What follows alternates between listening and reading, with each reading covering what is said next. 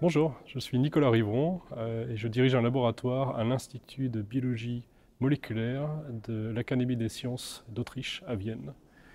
Et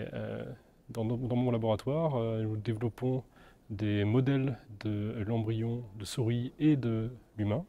qui nous permettent de comprendre les procédés d'évolution et les développements des conditions durant le début de la grossesse. Les humains ont développé une stratégie de reproduction qui est assez différente de celle des autres primates et des autres mammifères, qui consiste à ce que l'embryon s'implante très profondément à l'intérieur de l'utérus.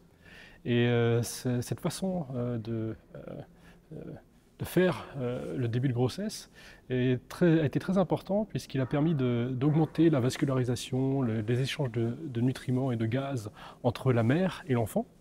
Et cela a probablement induit le développement de fœtus beaucoup plus gros, avec des gros cerveaux notamment. Et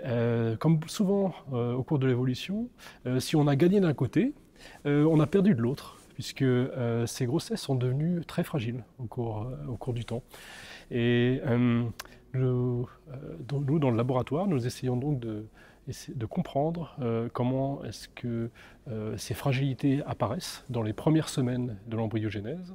notamment en cherchant les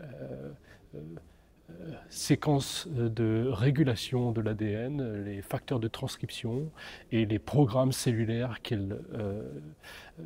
impliquent, qui permettent cette interaction profonde mais fragile entre l'embryon et l'utérus.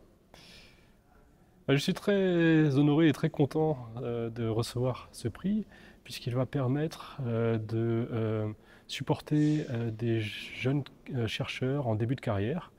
qui sont pour la plupart déjà dans mon laboratoire, à l'œuvre à la paillasse et en train de faire des découvertes qui, je l'espère, vont nous permettre de comprendre ces phénomènes d'évolution. Et la compréhension de ces phénomènes d'évolution vont nous permettre de développer des molécules thérapeutiques pour favoriser des grossesses